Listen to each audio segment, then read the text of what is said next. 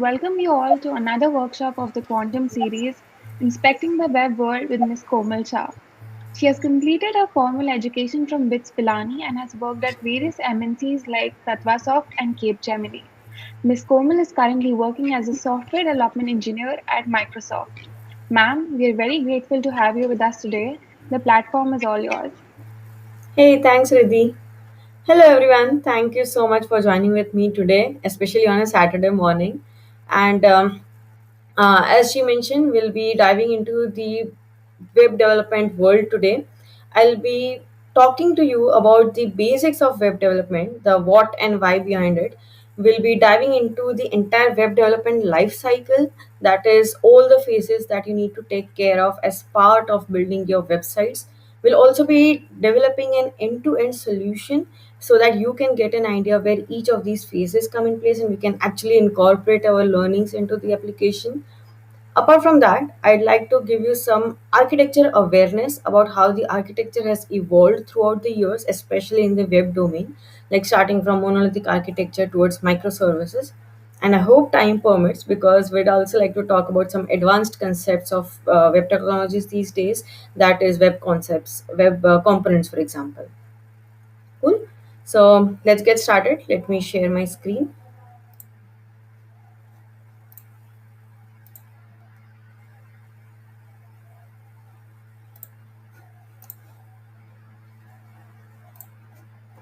Okay, so let's get started. Let me introduce myself first. As Riddhi mentioned, I am a full stack developer. I have about 8 plus years of experience in the tech industry, of which last 5 years have been part of Microsoft. I'll be walking you through my career journey as well. From education perspective, I have done bachelor's in information technology and also pursued masters from BITS Pilani. As you can see, I clearly enjoy teaching and mentoring. I have been part of various initiatives as part of Microsoft and outside Microsoft, wherein I connect with the students, mostly graduates or college students or even school level students, wherein I talk about the importance of STEM world, that is science, technology, engineering, and maths. I also connect with them explaining the concepts of software engineering. I help them build end to end applications, like making them the CEO of their own apps, and help them gradually move towards their goals and objectives, right? My tech journey has been quite interesting. Unlike most people, I always wanted to be an engineer. And I get this question many times, that how did you decide ever, like, you wanted to be an engineer? Were you always so interested in computers and all that? I had read this quote a long time back, which says, people see dreams, engineers convert them into reality. And I strongly believe in that. See, even now, especially in the last year, during the pandemic year, people have moved towards digital technologies more and more. You are sitting at home, you have everything, all the services available at home. That is what we do. We build those applications, we make your lives easier, right? As a kid, I was always curious to learn the underlying aspects of any large scale software that you see. For example, take Microsoft Office, for example, right? In school, we were taught PowerPoint, Word, Excel, etc. While you learn to use it, I used to think, how are these applications actually built? PowerPoint, for example, is one such application that is used by people across all ages, across all nations. You, as a kid, you develop your presentations. I even use it today as an executive profession. This is the impact that I want to create, that such applications can create. It makes your routine life so much easier. That is how you help the people around using your knowledge. So, as I said, always been interested in that, and this is how I chose information technology as my bachelor's and later pursued masters as well in software engineering. Since the last 5 years, as part of Microsoft, I have got an opportunity to develop such products, such applications that actually go and make some impact in the real world for the people outside there. From career perspective, I started as an iOS developer at Tatvasoft. It's a CMMI level 3 company, started MNC in Ahmedabad. I worked there for almost 9 to 10 months, wherein I developed approx 10 iOS apps. I think you might have heard about them, or actually, I hope you might have used them as well. Some of them are greetings app, Mangeleno, Risico, Sky Scanner. I'm sure you might all have used that, pregnancy app, etc. That time as a graduate student I was just a developer, so that is a very limited part of the web development cycle that I used to work on. Later, as I transition into higher roles, my responsibilities increase, and that is how I learn more and you get to see the big picture overall. Next, I started working as a software engineer at Capgemini. Stayed there for about 2 years, and that is how I transitioned from being an iOS developer and started into .NET developer. I started mostly in all the .NET frameworks, and that has been the core set of technologies for me ever since. I started as a developer again, and later moved into senior role, wherein I connected with the clients and started developing solutions that are useful for them. Since the last 5 years, I have been working in Microsoft as a full stack developer. Full stack means that you work end to end. You work on the UI as well as the backend. You are a part of every part of the development life cycle, which means you are part of the requirements phase. You develop the whole application end to end. Plus, you are there at the maintenance and the testing and the last deployment phases as well. So that has been my journey so far. And I currently am working as a senior engineer in cloud and AI domain. I connect with we develop products that are useful for the external world, and help more and more consumers connect with Microsoft for their services, right? Sorry. Okay, let's get started then. The agenda for today is, as I mentioned earlier, we'll be starting with the basics of web development, the what and why behind it. Try to cover the types as well. The architecture awareness is the monolithic versus microservices architecture, and as I mentioned, we'll be developing an end-to-end application as well. Right? I'd like to start with a very basic question. I know it is a simple question, but it's again very debatable. I've had these conversations, trust me. So, Riddhi, maybe you can help me connect with our students online. Is HTML a programming language or not? You can read out the responses to me.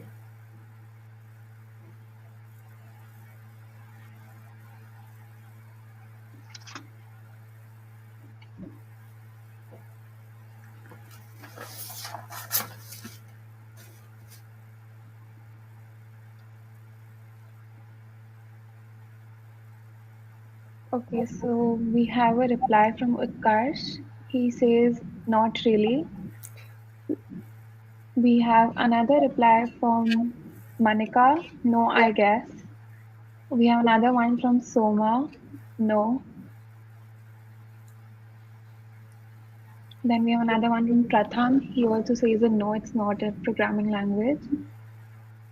Exactly. Well, all your responses are correct. HTML is not a programming language. As the name says, HTML is hypertext markup language. The difference is that markup language is about organizing and structuring your web components, how you want the user to see the UI, right? It's all about making your pages look beautiful. Programming language, on the other hand, is about the business logic, the arithmetic, logical operations that you do on your website, all the backend functionality that comes into making the website actually interactive for the users. It's not just static data, right? So that is the main difference. HTML, XML, all that are UI, mostly used for UI, and those fall into markup languages. Whereas on the other hand, programming languages could include C Sharp, Java, Ruby, PHP, etc. etc. Cool. Yeah. So the main crux of the agenda today: what is web development? See, it's just three things: build, create, and maintain websites. Everything that goes from building a website from scratch to actually building it into something that goes for the users for use of to use, and then go and deploy and maintain it. No website is at a stage where you say it's completely developed and needs no more further maintenance. You have to constantly keep on evolving there. Web development generally includes two steps, two parts to it, that is front end and the back end. Front end means what the users are going to see, what is the user experience going to be like. You have to make sure that it's a seamless user experience, right? See, right now in the world that we live in, there are more than like what 10 million, 50 million websites available on the internet today, and there might be at least 2 to 3% of those websites who are actually providing the same services that you are providing to them.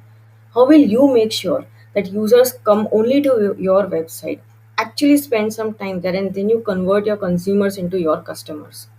That is where the UI makes a big difference. It could be as simple as, like see the Google homepage, for example. Just says Google and a simple text box there. But it's so much easier for the users to know what they want to do there. They will come back again and again because it's a seamless user experience, right? The second part to building websites is the backend part. That is where your entire business logic resides. UI is pretty, very good, but what if it's not able to do anything? You click on a button, nothing happens. You click on a font, try to log in into Facebook, nothing happens. You still couldn't convert your consumers into customers. That is where the business logic comes into part. The third aspect is the engineering aspects. I would say this is the most underestimated part to it because people generally don't even care about it. I'd like to explain what that is. It generally is like three to four aspects: availability, maintainability, scalability, reliability. Four. See, these are the aspects that make sure that your website is at a certain state level all the time. Availability means your website is going to be available all the time. For example, the cloud services today provide 99.9% availability guarantee. Why is that so important? What if there is some issue, maybe there's a power cut, maybe the servers are down, something? You make sure that irrespective of everything, your website is going to be available 99.9% of the time. And that is what makes sure that users are not going to be impacted because of it. Reliability again is on a similar concept. Say for example, I'm shopping something on some e-commerce website, right? The transaction is, I'm about to make a payment transaction, I'm just waiting for an OTP right now, but due to any issue the website went down, the server is down. What do I, the reliability is where this is important now. Will the website make sure that either the transaction is reversed for the user, or make sure that the transaction is complete and the user doesn't have to face any issues? Scalability again. Say for example, when website was launched for the first time, Facebook for example, I have only 50 users on the first day. Going forward, it converted to 5,000, 50,000, 5 million a day. Is my website scalable enough? Which means, is my website able to take all that load at a time? Nowadays, elasticity is a very important concept, which is tightly related to scalability.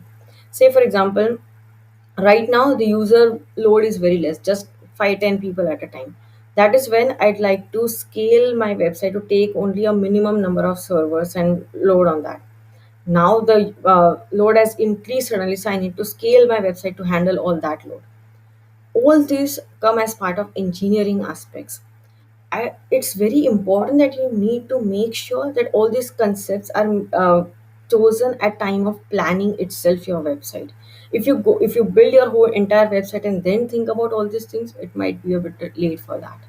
So these are the five main concepts for web development, the what behind it. Now we'll talk about types we have covered. Yeah.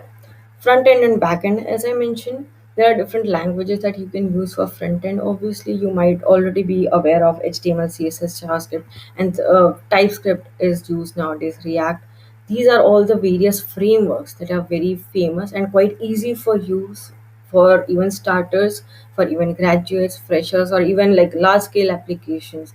For example, there are so many big scale softwares, big scale websites that are actually built on top of HTML. The UI could be as simple as that. It's the CSS and the JavaScript that takes care of the rest. From the backend perspective, these are famous language programming languages that are being used across, like PHP, Node.js, C Sharp is part of Microsoft technologies, Ruby, Python, etc. Yeah. Let's go to the why part of web development. We live in a digital era, right? Today's engineers or even even kids don't need to know why is web development important. But that is from a layman perspective.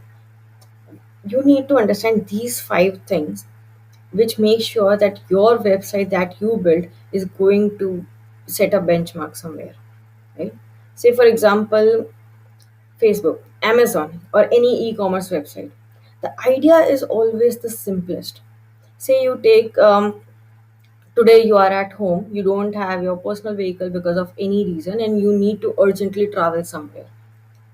What is the solution for that? You have cabs available at your doorstep.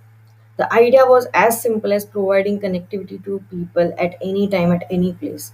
That is what converted a simple idea into the biggest brand, that is Ola, Uber, etc. today.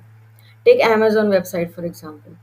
It's not always easy to go out shopping, carry all the stuff, come back home. You have things at your doorstep. There you go. That is the brand that you need to create. That is the simplest idea that is converted into such big brands and such successful websites. Ownership and brand identity talks about the same thing. Any idea, even a startup today needs to have its own website so that it creates an identity for itself on the internet. You buy a host name, you create your website, and there you go. You have people coming to your website, knowing about you, talking about you, and maybe later you can make sure that you can talk about retaining your customers there. Next point is control over your content. See, content is the king, we can all agree to that, right? This is where your content makes sure that a good website development always has good content.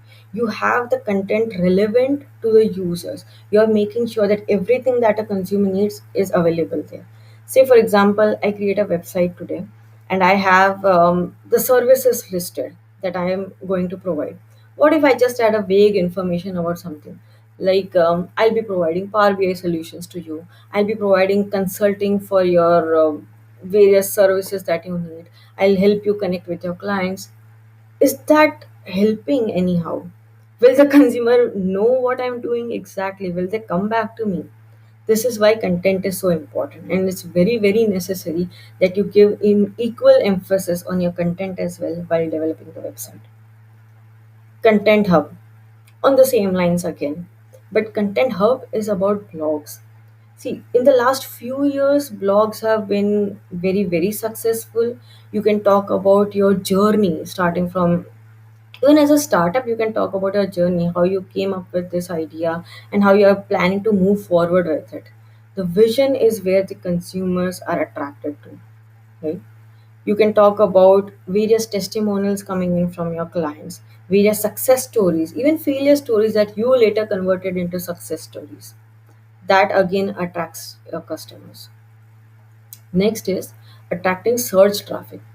As I mentioned earlier, now there are what 1 billion websites available on the internet, and there are so many more companies or startups or people who are already doing what you are going to provide to them. They're already providing these services.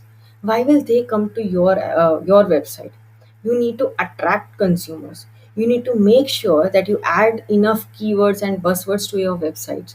This is generally the work as part of search engine optimization. So it's generally the you have a specific role in the web world, wherein people make sure that you add enough buzzwords and make sure that your website always comes on the top. For example, I search for, I want to buy a new phone. This is where they make sure that my website comes on the top of the Google search for buying mobile phones, because that is the service that I am providing to you. Yeah. And the last step is monitor, tweak, and improve. This is an ongoing process. This is never going to end. Even after you launch your website, you have all the functionalities provided, you have your MVP released already. You have to constantly monitor whether the consumers are able to use your websites seamlessly. You need to make sure that there are no issues or bugs on your website. There are You need to also take care of the feedbacks coming in from your consumers. Say for example, for me today, yeah, Amazon is easy, I know what where to find, that's okay. What if you want to cover a larger audience? Ages between 20, 30, 40, even these days are very comfortable with websites. But you must see your grandfather ask them to book a cab someday, ask them to go and shop something online. Are they able to do that? This is where you need to see the wider picture. And that is why I remember some years earlier, as part of hackathon, we had created Ola Lite, Uber Lite, Teams Lite. I've seen these days even Teams is very difficult for people to use. People are so much accustomed to Zoom that you just click on the link and you are easy to go online, no need to think about all those extra details. Teams, on the other hand, Microsoft Teams, people say that it's a bit difficult to use, and that is where you think about the improvement perspectives. You need to make a lighter version. You need to make sure that the users are easily navigating across the pages and they are getting what they want on your website so easily. This is why web development is important. Obviously, websites, straightforward. Yes, you need a website, but the crux is these five things. Okay. This is the main part that we need to talk about today. We got to know why web development is important, what is web development, the different parts to it, but how do you actually go and build a website? These are the different phases that come into place while you develop one. Obviously, as I mentioned, the step one, phase one is strategy and planning. As I told, right, like you think Facebook, for example, the idea is very simple, just wants to connect people, connect like minded people within a specific community or a society. But was Facebook built overnight? Can you just say, yes, I got an idea, I'm going to build a website on it? Not that easy. You need to go through all these steps to make sure that website is successful enough or as successful as Facebook, for example. Okay. Strategy and planning. This is the first phase. This is the ideation phase.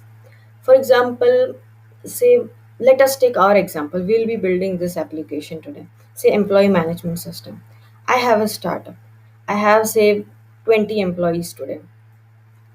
Today, I need to maintain their information, obviously. Maintain basic details about them, say, employee ID, age, salaries, contact details, etc. etc. Their designation, obviously, joining date, all those details. Apart from that, what else do I need? The requirement is very simple. I need certain UI, certain website, certain platform wherein I can go and manage all the information about my employees. This is a very high level thing. The ideation phase comes when you talk to your clients and dig out the smallest details about it. Make small tasks, make a list of tasks, try to achieve those objectives. So generally it takes about 1 to 2 weeks, because every behind every successful website, trust me, the ideation phase is where the most important tasks are discussed. You start with a proposal, you talk with your client that this is all the things we need to deploy, we need to release as part of our MVP phase. You should always have a version 1 plus a version 2 planned in mind, so that you develop accordingly. It's not just that I need to develop just for these 5 employees right now. Tomorrow it's going to be 5 or 5,000 also. Will my application be able to take care of that? Everything comes into picture at the ideation phase itself. Okay. Sitemap and wireframe creation. This is where you actually start on the website. You have an idea in place. Now you need to start working on it. Wireframe, for example. Wireframe is mock-ups that you create, how the website is going to look, how your each page is going to look. This is it need not be in the exact color, a specific content. It's like a rough sketch that you create at this stage. Sitemap again is what sits on top of the wireframe. This is about navigating across different pages of your website. Is the user able to navigate across pages? So, am I able to find out the employee information right when I log in? Am I able to find out for a specific employee when he or she had joined? This is about the structure that you create at this place. And once you have these things in mind, it's very easy to decide which framework you're going to use based on your requirements. Right? This phase is important because this is where you connect with your clients and give them a rough sketch about it. So they can very well decide at this stage itself what are the different tweaks they want to do, and is this what they actually want. The estimated time is about 2 to 6 weeks, but the more you spend time here, the more easier it is at the end, because when you actually start developing, when you actually start designing and coding your application, you don't want to still think about was this color correct or not, or is the navigation easy or not. You have to have everything structured right in place before you start coding. That is why phase 1, phase 2 is equally important. The third phase is the design phase, page layout and architecture. Once you already have the sketch in place, the approval is already coming from the client that this is how we want to make sure the website is going to look. That is when the page layouts come in place. Mostly the UX designers work on it. For I remember while working in Tattvasort, while developing this iOS applications, we had all the layouts, images prepared already. I have a mock-up in place that this is how my WhatsApp is going to look. For example, this is where you have to have the search icon. This is how the WhatsApp chats are going to look, and it's very easy for the users. I mean, for the clients, the designers, as well as the developers to know what they want to build. So all the images, the photos, the everything, all page layouts is already set at this stage. Next comes the architecture phase. This is very important because based on the architecture, you decide how well your application is going to build. This is like the base framework that you are setting. Say you want to set up, your idea today is you want to make construct a 5 story building. Tomorrow I want to make it from 5 to 10. Is my base strong enough to hold the next 5 stories? This is where the base is there. Today I want to just make a website that just stores the employee information. What if tomorrow I want to convert it into an intranet portal? You get all the salary information there. You also have the payrolls available. You have the rewards section. You have the holidays, etc., etc. I could expand it into everything that I need. That is why architecture is important. We'll get into detail about it. For example, the employee management system that we are going to build today. On a very high level, I know what my requirement is. I need to develop a system wherein you can add employee information, edit employee information based on whatever change. For example, your designation changed tomorrow, or your salary has increased, your phone number, your contact number has changed. You need to edit the existing information and delete it. So, say the employee has left the organization, you have to delete the information, obviously. This all are the CRUD operations that we want to do on our website. This is the basic architecture that you decide at this stage. The users will come in and the users will come into your website, do all these CRUD operations on your program, and on the back end, see these actions are taking place on the UI. On the back end is the database where all the information is getting updated, right? So front end, back end, two parts of it. You have the basic structure in place. You will decide which language you are going to pick, which database you are going to pick, whether it's going to be SQL, Cosmos, based on your requirements. There are a lot of frameworks available for development. For example, this is the whole list, and in fact, this is a very small list. You can add like 20 more languages here for development. Today, we'll be using ASP.NET for developing our application. Just to give you an overview, ASP.NET is an open source framework provided by Microsoft. It's part of the .NET framework. Any framework has three main aspects to it: language, CLR, common language runtime, and content. Obviously, with the different libraries that it provides. We are going to use ASP.NET, especially the MVC architecture here. The advantage that ASP.NET gives is that it is open source and also it works on every platform. It's a cross platform framework. It's going to work on Windows, Linux, Mac OS, etc. Again, I'll give you an overview of the MVC architecture. MVC is model, view, and controller. I'll explain you in depth because I understand it's going to be a little difficult here.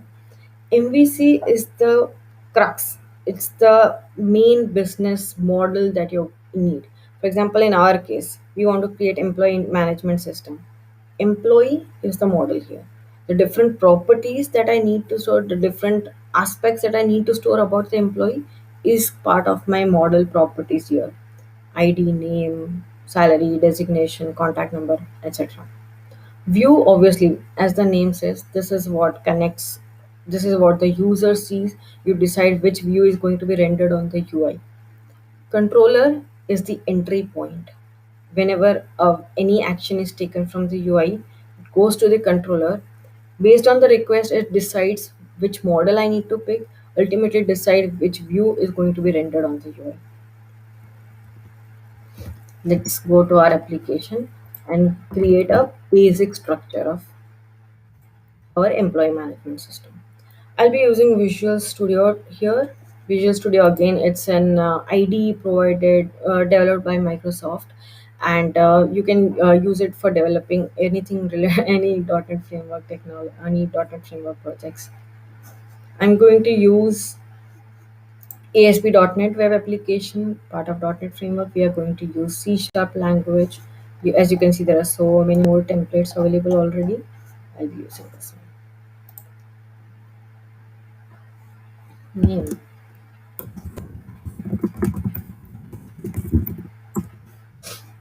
Okay, you just select the location, .NET Framework 472. Great. Yeah. So as part of web application, there are different templates that IDE provides, that Visual Studio provides to you. Empty, for example, the first one, it's an empty project template. That means you don't need any, you'll not get any folder structure already generated for you. It's an empty project. You go and add based on your requirements. Web forms, on the other hand, is it's mostly for interactive designs, interactive website. For example, I want to create a designer for my application wherein users can come in and create forms. For example, you add drag and drop, like drag a text box, drag a label, drag a button. All these design interfaces are useful if you choose web forms. MVC, I'll come back to last one. Web API, on the other end. See, these are all the HTTP APIs that are generated. If I say, for example, if I create a web API, then there has to be some caller, some client that is going to call my API, which is going to send me the request. Based on the request, I'll massage the data, get all the information, and send it back as a response to the client, and the client renders it back to the user. That is the API part. Last is single page application. This is extensively used these days, especially because nowadays people have moved from creating websites with different pages to a single page application, and that has had very good user response as well. It mostly uses latest HTML5 JavaScript driven technologies. You can incorporate web APIs everywhere. Today we are going to use MVC. The advantage of using MVC is, see, you already know what is MV and C. The, the aspect that makes it most important is the separation of concerns. It's very easy to determine where the model information should go, where the entire business logic, my validations, my functionalities should go in the controller. The separation of concerns, the delineation of responsibilities is important. And that is what makes your development very easy. Let's select MVC here and create the project.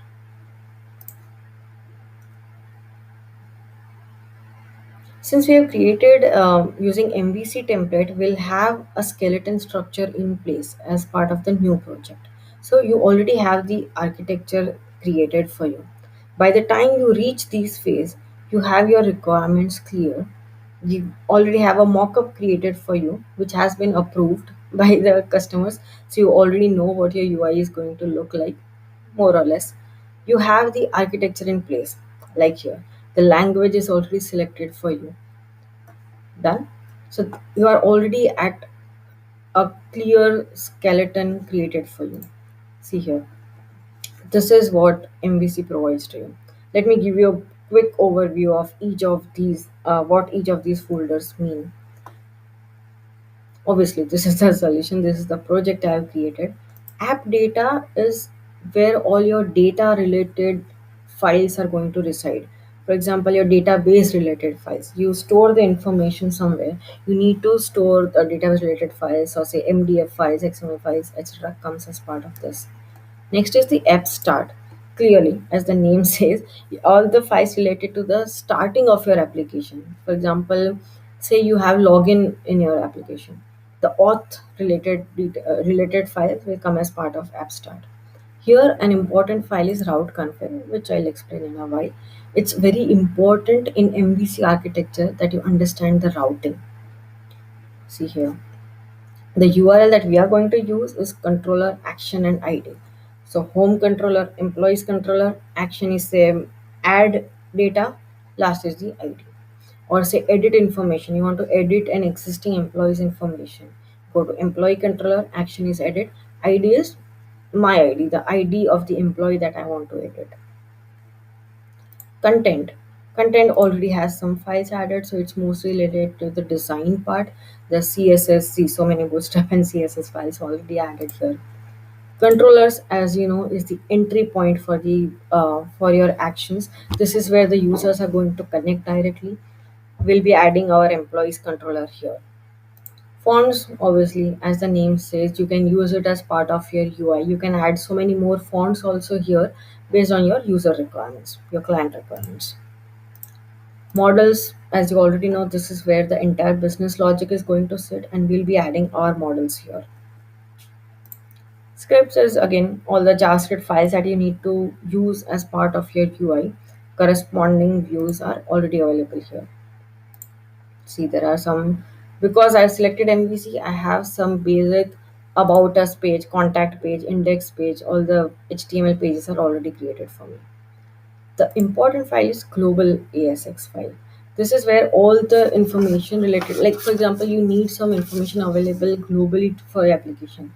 For example, I logged in into the application, but I'm navigating across different pages. I went to about us page, contact page, home page. You'll not be asking me for login again. You need to maintain that information at a global level. Okay. For example, at the start of the application, I need to take care of certain things.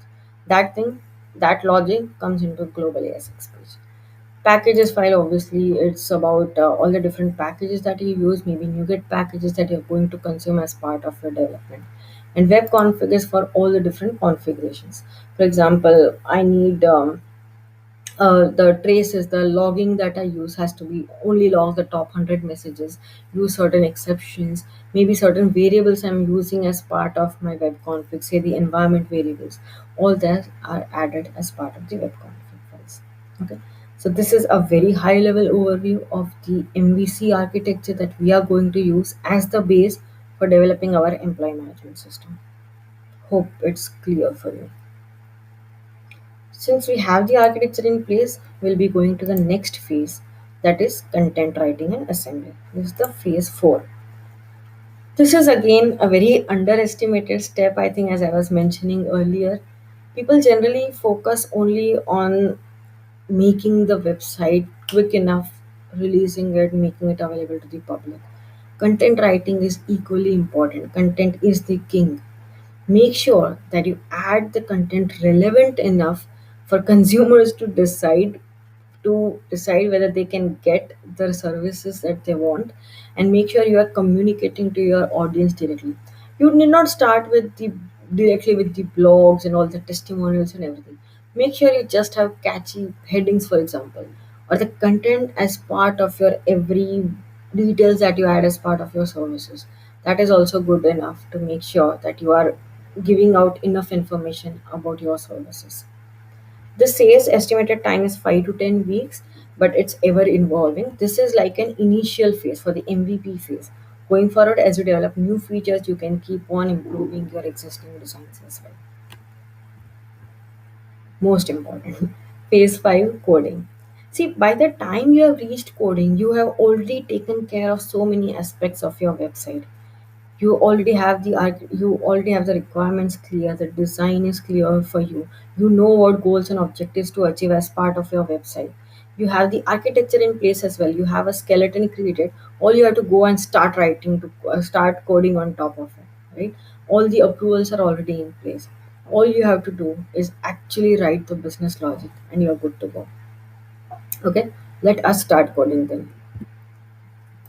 Now, um, requirements. Let us rephrase the requirements that we have as part of our employee management system. Need a platform to manage employee information. Let's start with basic CRUD operations: create, read, update, delete the existing information. That is the technical aspect. I mean, that is in layman language, that what you want to build in the end. Think about the technical and non-technical aspects of any website before you start any application before you start building. Non-technical aspects. Let's start with that. That's easier from a layman language. The website, it has to be a website, a web platform. It has to be accessible for all the users. Like right now, because it's employee system, it has to be accessible only within the org. You need to make sure that I cannot come, like nobody from outside can come and edit the information on your application, right? Second, you need to think about the accessibility perspective as well. That comes from the non-technical perspective.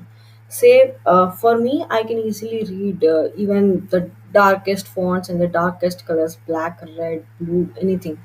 Is it equally readable or usable from the specially able people perspective? You need to make sure that your website is accessible enough. There are so many different tools, narrators, screen readers available that actually read out the information that is on the screen, which makes their lives easier. It's a very important aspect. Make sure that it's accessible for everyone, and then on the other hand, it's usable for everyone. It's easy enough for to be used by different age groups as well. For example, it has to have a very interactive user experience, a seamless user experience. I don't have to go and search that where is my login button, or where is the information that I need to do. Right. Come to the technical perspective. You need MVC architecture, it's already in place. You need to make sure you have all the four functionalities: create, read, update, delete. You need to have a database, obviously, where you're going to save all this information. So you need to set up a database. Depending on your requirements, you can decide if you want to go with SQL, MVC, database, whatever, depending on your requirements, MongoDB, etc. These are all the technical aspects to it.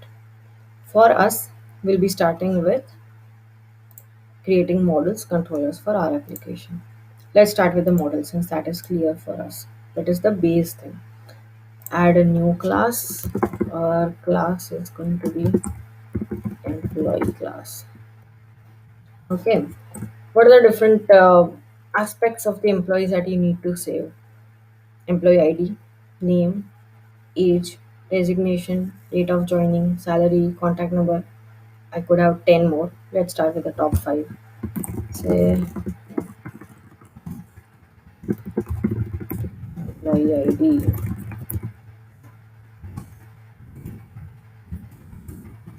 employee name.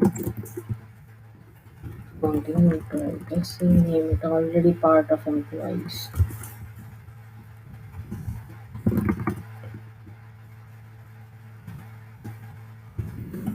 Contact. Let's add just 4 for now so it's easier. Date time is date of joining. Okay. This is the basic model for you. On top of which we are going to build the view and the controllers and the entire business logic. Now we need to save this information as well somewhere. Let us use entity framework. What does that do is you can add a NuGet package directly.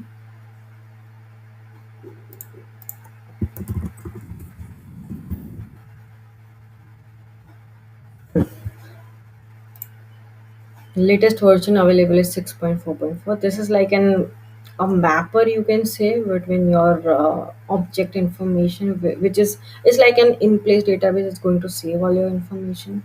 So I'll be installing the latest version here. You need to approve it as well.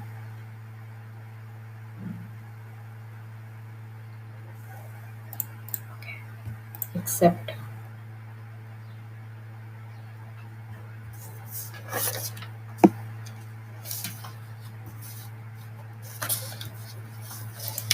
all done. Perfect. Let's go back to our employee class. I'll be creating one more class here. That will be our database class, database context class. Like, say, employee context. I'm going to say we have to have a list of employees.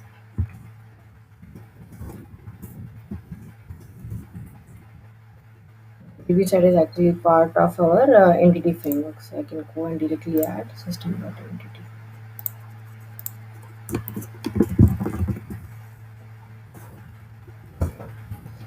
Let's quickly try and build our application to make sure we have not made any compilation or build errors. Okay, build succeeded. Perfect.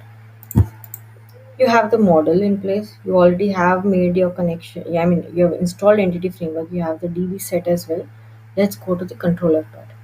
Now, MVC provides an interesting option for automation, which is called scaffolding. It's all about making you already have a template in place. What scaffolding does is it gives you a ready-made template again for your CRUD operations based on the model that you provide. Let me show you. Go to your controllers, add a scaffolded item. Since we are using MVC, we need a view as well, the corresponding view for your controller and model, the employee view. And we are using entity framework right now. I'm going to select this view. What it gives is an MVC controller with actions and views to create, read, update, delete all the CRUD operations and list entities from entity framework data context. We already have a data context in place. All we need is a controller that takes care of all the CRUD operations. Selecting this, add. Okay, it asked me for a model class because that is the base on top of which the controller is going to be created. We already have an employee model created, employee system.models. Select that. Data context is also created for us. I just created that class. Okay, generate the view. Yes, we need the views. Layout page, everything is in place. Employees controller, this is going to be the name of our controller. Obviously you can edit it to whatever you want.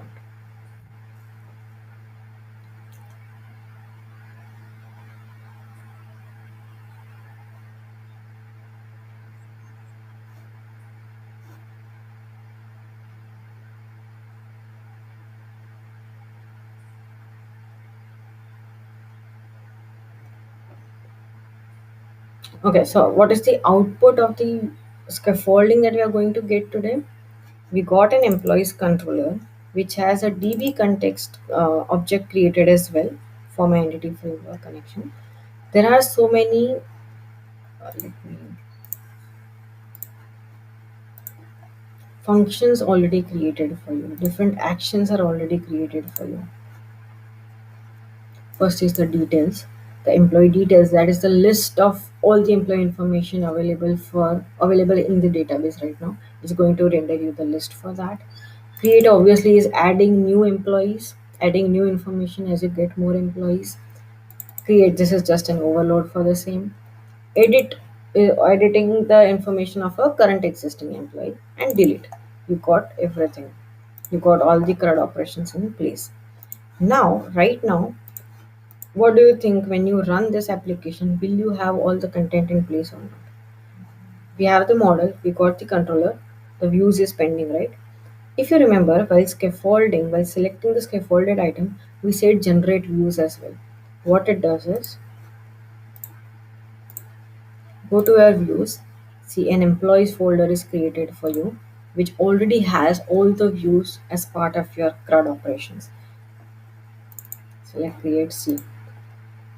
Even the validations are added. For example, I say what are the different model properties that we added: ID, name, contact date. It says string name. Will I be able to add 123 in my name? No, because those validations are already taken care of as part of the scaffolding, as part in my views. Here, validation summary, validation message for editor, etc., etc. This is why scaffolding, like, from the learning perspective, if you are just starting coding from scratch, Scaffolding can be very easy for you because you can debug actual end to end of your application with just within 5 minutes. Let's run this application. Let's see what it provides.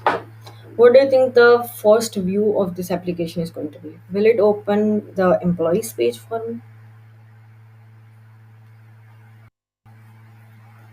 See, it's on my local host right now.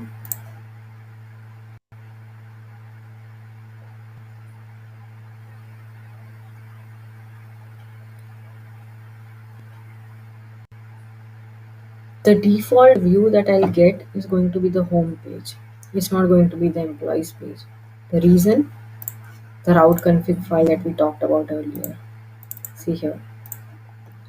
The route we know it's going to be controller action and ID. Employees controller action is say create. You are trying to add a new employee information. ID if available. But the default given here is the home controller and the index page. ID is an optional parameter. That is why when you're trying to load the page right now, it is at the home page, at the index page. I need to navigate it to navigate to different pages to see what is about. You have some static information added here as part of your context page. We have right now not modified the UI to add an employees tab here or even modified anything in the view to talk about our information. That is why right now I'll have to navigate it from here. Like I said, route config says controller action ID. My controller name is employees controller, so I say employees. Action is say create. There you go. We had four properties added as part of employee class: name, contact, and date. I have the UI already generated for me. Komal, contact us, 2457. Date is 1/1/2010. Whatever. Create. What this is going to do is, it's going to go back to your code here, going to the create. Here. Model is valid. That means it will make sure that all the information that I'm going to add right now is valid from a data model perspective. So I'm adding only string in my name or integer in my ID, etc. If it is valid, it will go and add this information as part of my database, save it there, and redirect me back to the index page. Here, there you go. You are at the index page of your employees controller, which gives you the list of the details that I just added. Easy. You could create this within 5 minutes, right? Now all you have to do is make it more beautiful, because clearly this is not a very interactive or intuitive user experience for anybody. It's just like the basic details that we are given right now. Try the other action. You could go and edit it. Say 5, it's 6 now. Save it, go back, information is updated. You can add more and more and more employee information like this. You could even go and delete the information. See, there you go. It's a very basic thing, very basic CRUD operations that you could create. The coding does not end there. Obviously, you need to add more and more features into this. Say, for example, you want to extend your application, not just CRUD operations. Like I mentioned, you want to convert it to an intranet portal. You want to add the pay information, the payments, the HR, the salary, the holidays, the whatsoever. This could be converted into that. All you have to do is, you have the basic architecture in place. All you have to do is say add more and more controllers, more and more details here. You could even create separate projects which could be combined and bundled into one, that can be rendered as one whole application in the end. Do you see any disadvantages here right now? If you add more and more things into your current application, its size is going to increase. Size is still at the end when you try to bundle it and all. The most important thing is MVC is important for its separation of concerns aspect, the delineation of responsibilities that it does. But it's so much tightly coupled. That is the disadvantage. That is the disadvantage of this monolithic architecture, the traditional architecture that we are trying to develop right now, right? Any change I make today as part of my model, say for example, I add one more property, salary, and I remove the existing property. I need to make sure I edit that everywhere in my views, in my controllers as part of my logic. Otherwise, my code is going to break. It is that tightly coupled architecture. Think from another perspective. You are not editing anything, not editing any existing information, but you are adding more and more features to your existing application. It is possible it's going to impact on the existing one. It could connect somewhere where it's going to break. That is why monolithic architectures are now degraded. Nowadays, nobody uses these architectures. The only reason being it's not scalable enough. You cannot expand it enough and make it perform well enough as you expect going forward. We'll discuss that in detail, like what are the new frameworks available, new architecture options available for you to create websites that's scalable enough, that gives you the best performance, and also there are no regression issues coming as well. Let's go back to the slide. We'll cover the next topics. Yes. So your website is created. Say you have added all the functionalities available, the entire feature is developed for you. What next? Can you directly go and deploy it for the users to use? Can you directly buy a host name, render it there, and say my website is available here? No, right? You still need to make sure that it's quality. I mean, quality assurance means that you it's like a checklist. I did from a developer perspective, I say yes, I covered all the features, all the functionalities are working as per expectation. See it from the tester's perspective. They have a destructive mindset. They are going to try to break your website at every step possible. And that is how you do the testing, right? They'll try to add, say, see, for me, I know name is a name, it's going to be a string. I'm not going to add any extra validations on top of that. I know nobody's going to say 1, 2, 3 in their name. But that is where you test. That is where they will test, the testers will test and make sure that even the smallest changes are not breaking, the functionality is achieved as per the user's requirements. There are various phases to testing, obviously. Browser compatibility issues are one thing. Functional testing, as I just mentioned, you make sure that all the functions are taken, all the functionalities are working as expected. Integration testing. It is, say you are 5 developers in a team. There are 5 different modules in your application. You each has developed 5 different modules. Everything individually is working correctly. Is it working together as a whole, as an integrated application? What if I select save? I mean, I save some information and something else gets updated, something else breaks. That is where you test for integration testing. Regression testing, as I mentioned, it's about making sure that as soon as you keep on adding more and more functionalities, the older ones don't break. You regress and check for the existing functionalities as well. Load testing, obviously, making sure that the website is able to perform equally well at the expected performance, even when there are 5 users, 5,000 users, or 50,000 users. Generally, estimated time it says 2 to 4 weeks. This is because you develop a feature, give it for the testers to test. Earlier, people used to use the waterfall model. That doesn't always help. The reason is that you cannot build an entire website and then give it as a whole for your testers to test. You find one bug, it goes back to the whole cycle and it's never going to end. And it's going to cause more and more issues. Nowadays, we use agile model. You develop one feature, test it. It breaks, come back, fix it, test it. It's a cycle, code, test, fix, right? That is why the estimated time is 2 to 4 weeks, because that is the time you need to develop one feature, test one feature, push it to production, push it for the users to start using it already. Okay. This is the testing phase. And the last phase, as part of your web development life cycle, is maintain, monitor, and update. Obviously, you have the website launched already. People are already using it. Is your task done there?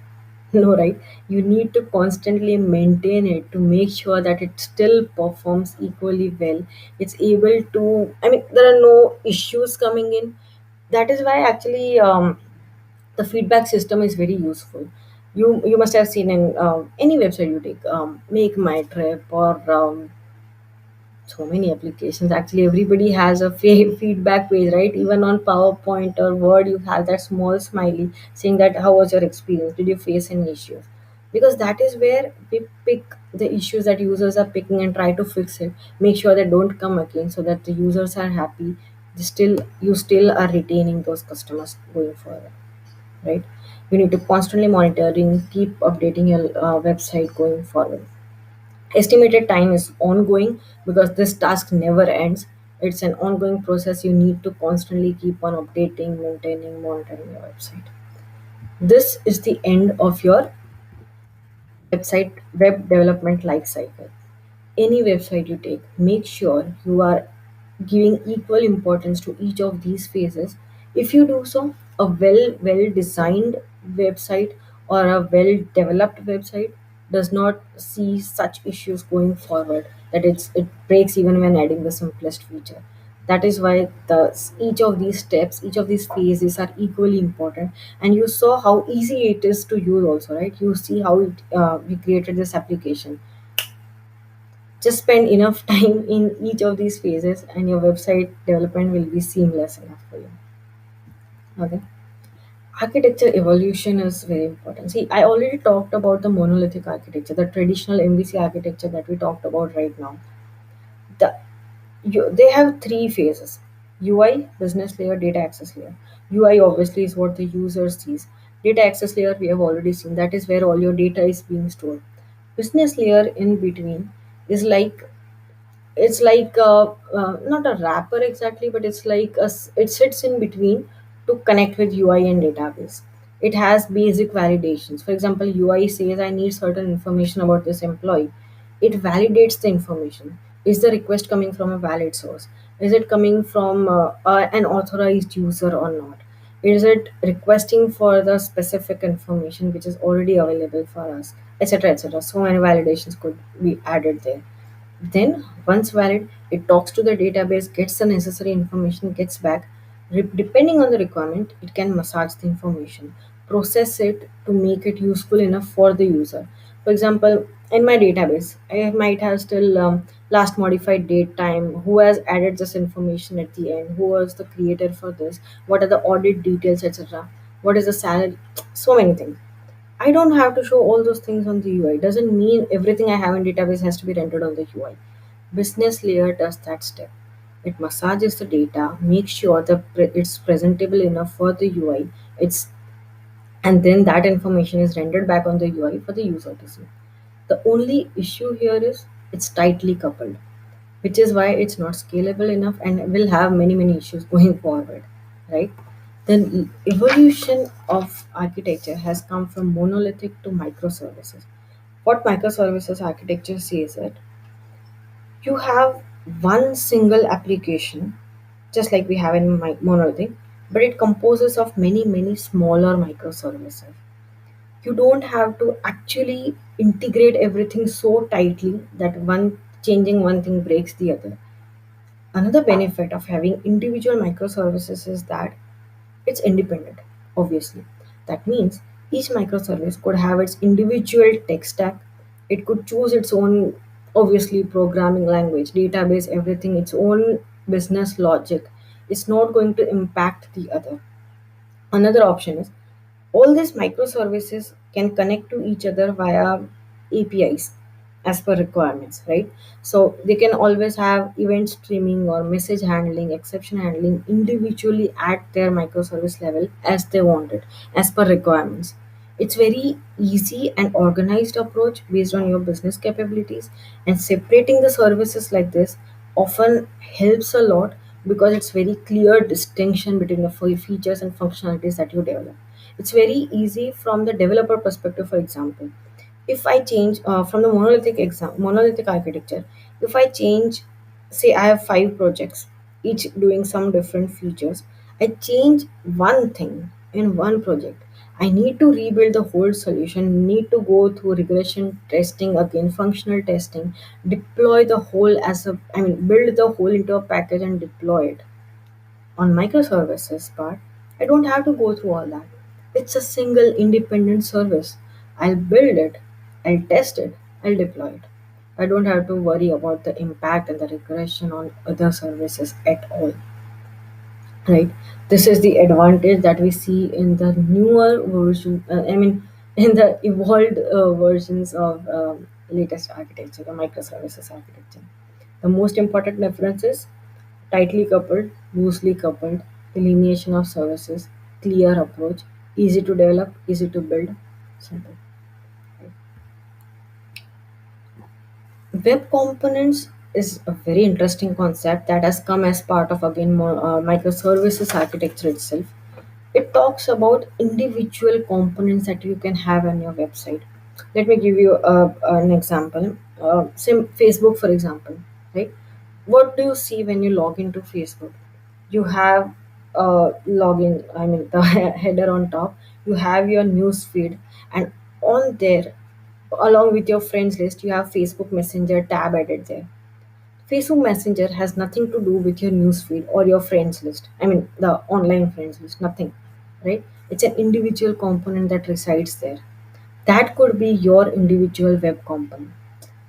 In layman language, web component means it's a separate block of code that encapsulates a specific feature. It can have like it can be developed in HTML, JavaScript, React, anything that you want, but it's in its own sandbox, in its own encapsulated domain, which is why it's not going to impact anything else. It just needs a parent to reside on, and it's going to function on its own in its own, like the microservices architecture like that I was talking about, right? Coming back to the Facebook example, you have the Facebook news feed, everything is in page. On top of that, you just need this web component to reside so that it works individually. The most interesting thing about it is that because it has its own sandbox, you can still reuse the same classes. You can still have its, again, you can have its separate text tag that could be written in React. My news feed could be React in like HTML or C or anything. No, it doesn't matter, right? And the most important thing is that your CSS is not, I mean, you reuse the same classes, and because it is in its own shadow DOM, because in its own sandbox shadow root, like you say, it works as perfectly fine and as scalable, as easily usable everywhere. Going forward, I could have my own web application created. In that, I want to incorporate my custom web component that I have created, say Messenger or feedback or some other pop up that comes in. All I have to do is render that component here, and it's going to work seamlessly fine. How that works is there are four different specifications, right? Like it's mentioned here: templates, shadow DOM, HTML imports, and custom elements. Template obviously means that you have a certain template already in place. Obviously, it's not going to be visible on the UI on the displayed page, but it can be used as a base for your user defined elements, custom elements that you create. Shadow DOM is what I was talking about right now. It is the shadow root. It's like in a sandbox, an encapsulated feature that you have within which you put all the features that you need and make it reside on a parent. It's going to work perfectly fine. HTML imports, obviously, as the name says, it's about importing the required files that you have, the basic JavaScript files, or all the imports that you add as part of your HTML for your web component. And the last, custom element, is, I personally find it very useful, very interesting. It's because, see, like in HTML, you have this different tags like head tag, body tag, the title tag, etc. etc. These are the tags, different components that are created. Here in web components, you can actually create your own tags. For example, say I want to create IET workshop tag, IET hyphen workshop. I could create an entire, say, React functional component and bundle it into this tag so that going forward, I just need to import that file. I just like we say head tags, just like if I say IET workshop, that component is going to be rendered on your UI and it will have all the functionalities that I have written as part of my React component. It's as easy as that. It could have different JavaScript APIs, or I mean, like you could use any language that you want to use and incorporate that into the web components. It is. I mean, you should definitely take more look into that. Because of the time constraint, I'm only giving an overview. Maybe you can try out a demo on that or something. These are the latest advancements in web technologies in the web domains going forward, which can be helpful for you for your learning purposes. Well, that's it from my side. I hope you got a clear idea on the aspects of web development that we covered today, the what and why behind it, the detailed web development life cycle, each and every phase that you need to take care of as part of your website development. Each of these are equally important. Let me reiterate on that. The architecture evolution from monolithic to microservices architecture. Why microservices is important, obviously based on your requirements you get to decide that, but it's important that you create services, individual services that are capable enough to work independently across any domain. Last, the latest advancements in web domain, web technologies, that are the web concepts and web components, which are again very useful when you want to spread out your components across different websites. For example, the last web component I had created, I instead of bundling it, I created into a NuGet package, which is available on the NuGet org website right now. What happens is once you publish the NuGet component, going forward, all I have to do is just install that NuGet component into my project, into my package, and I can directly use it using the custom tag that I have created. It's as easy as that, and that is why it's very scalable. And again, it's very it can be very useful for different projects, different teams, different products also, right? I just create one feedback system as a web component, publish it as a NuGet package or bundle it or whatever, that is your choice. But I can directly reuse the same thing again and again across websites, across products. It helps the reusability perspective a lot. So well, I'm gonna stop there. I know I've talked a lot, and you can we can stop here, and we can start for Q&A sessions. Thank you so much, ma'am. That was quite a wonderful insight to the web world. It has definitely sparked the curiosity in the minds of our audience. So we can begin with the Q&A session now. Okay, so the first question is by Priyanshi. How do you keep on top of web development industry news and trends? How do you apply this to your work? There are actually so many websites available, so many blogs and information available on the website. For example, going forward, like web components, like I talked, you can search about it for different references. There are so many tutorials also available online, and just that will definitely help if you keep on reading these blogs and technologies going forward. Nowadays, the most important thing is reusability first thing, and second, make sure that you develop your applications that are reusable across different products, and that is how you will keep on advancing and developing your applications that are reusable across, and that is how you will use the latest technologies, obviously, and you will get to learn about it. Okay, our next question is by Cicera. What is the difference between VS Code and VS IDE? Okay, so both of those are IDs only provided by Visual Studio. It's just a different framework that is, like in very layman language, it's just a different framework that is applicable here. For example, if you use React projects, for example, you have different folder structure there. So it's more easier to use in Visual Studio Code rather than IDE. Again, the functionalities remain the same. You still go and write your code there in different languages, obviously. All the .NET framework technologies are supported there. You can still go and build, debug, analyze, test your code so easily, deploy it from there. Even like the application that we created, we could directly publish it to the cloud. The websites that you create can be directly published to cloud right from your Visual Studio. You can still connect to Git, push, pull, fetch your code. Everything is that easy still. Okay, I guess that should answer Cicera's question. The next question was by Prasoon Soni. What are the different web development stacks and how do I decide which one is best for me? Okay, there are a lot of stacks, obviously, but on at a very basic level, like we talked about what is web development at the start, that is where you decide which one is best for you.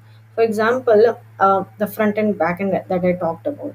As a fresher, I had started with the backend, the business logic. I never used to work on the end to end solution or the big picture that you see. Start with one phase, right? going for, like, as I evolved in my journey, as I moved from engineer to senior engineer to senior development engineer, I start to work on different phases of the web development cycle, like not just coding. I also take part in the architecture phase. That's how I know why we chose this, why I'm writing this code in this specific architecture. Next, you can join yourself, because see, as coding you are doing individual testing, you're doing unit testing. You can get involved in more and more phases like this, and that is how maybe it can help you realize which one is best for you, which one you are enjoying more. Like nowadays I work as a full stack developer. I'm a part of the entire web development life cycle in each and every phase. I enjoy that work. I want to make sure the UI is easy enough for my users, and the logic also works perfectly fine. So maybe try step by step. Maybe it will be easier for you if you like making beautiful UIs, you are actually good at content creation, or maybe making about the user experience, the design skills, you could go for UI. Or if you are just about the logic, just about the business logic, that the functionality works correctly, go with the backend part. Okay. So our next question is by Manika.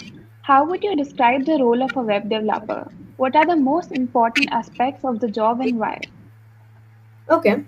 The role of a web developer, I mean, we have talked about it throughout this session, but in a very, very concise way, I can say everything that is done on the website to make it look beautiful and make it function as it's expected to. That is the role of a web developer. You can stretch the role to include even parts of the design phase, or even parts of the content creation, the search engine optimization that comes at the end after your website is launched and released for the users. But the crux is the UI part and the backend part. Make sure, I mean, you have to work on both of these things. Important aspects, obviously, we have gone through the phases of the web development cycle, right? I would make sure you understand that each of these phases are equally important, because if you don't have the right architecture in place, you are not going to be able to build on top of that after a certain level. The MVP will work fine, but your second phase, third phase, the third release is going to break for sure. You will have to make changes in your fundamental base architecture again. That is why I would say that every aspect is very important, but again, depending on your role, you can focus on one thing at a time and start to move to the bigger picture step by step. That will be easier for you. Okay. Our next question is by Tarun. What language slash database combination is best for designing? Okay, designing as in you mean the UI part. I mean, you have to database combination, so it includes both. See, UI is generally for simpler languages. Generally, it starts with HTML only. Like in ASP.NET MVC architecture, we saw CS HTML5, which is CSS HTML, right? Nowadays, for example, in the latest models that we create, for example, the latest web components, for example, you could even use React for your UI.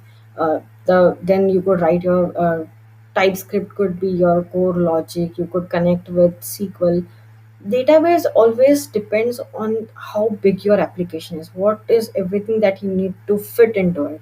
For example, SQL, right? That is the standard database we all use. Another is MongoDB, another is Cosmos. You need to understand the difference between SQL and NoSQL architecture, even on the database side. In SQL, you have clear tables defined. That's a clear relationship architecture that you have across different tables. Foreign keys, primary keys, all of those are connected. On NoSQL side, you have just, there's no table structure, there's no tabular structure. These are just documents that you have. So depending on your requirements, you need to decide whether which database to choose based on how much clear, concise separation you want between different models. How much is it scalable enough? Are you going to publish it on cloud, for example? Right now I'm using Azure Cosmos, for example. I know it's equally, I have all the different options that I want for cloud. It's going to take care of my authorization, it's going to take care of my course issues, availability issues, reliability issues. It is going. I have also added the elasticity features there. It's going to auto scale based on the load, etc., etc. So there is no specific combination. It's all depending on your requirements, obviously. Like right now I chose Cosmos because I need to content to a certain load of work.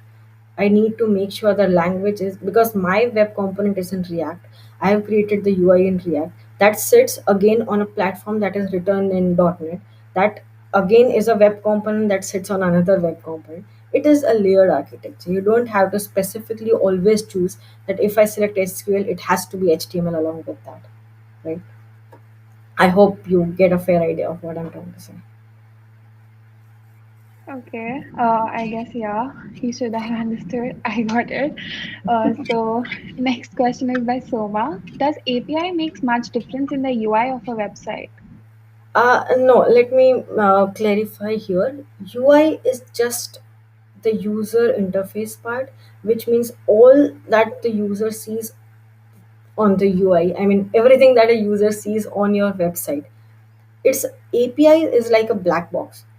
As a user, like right now when I open Amazon or Facebook or any website, I have no idea which API it calls to get my news feed or my login information, my friends list, etc. I don't have to think about that. Users are no way related to that, no way concerned about that, and you have to make sure that they cannot get that information. That is your black box data, right? So API's work is to take the request from the UI.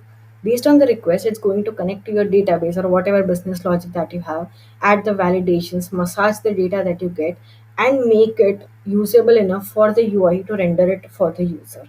It's two different things. Am I clear enough? Yes, to me, and I guess to the audience too. So the next question is by Nikita. How is a front-end developer's role different from that of a UI UX designer? I guess not very different, I would say. So, in my perspective, based on the different domains I've worked with, like initially when I used to work in education domain, we had specific UX designers, wherein like in the initial phase of the web development cycle that you saw, they create an entire mock-up for me. Like we used to work in for mobile applications, they create a mock-up. That is the work of the UX designers. They'll create the page layout, the colors, the logos, the content, the images, everything is created for you.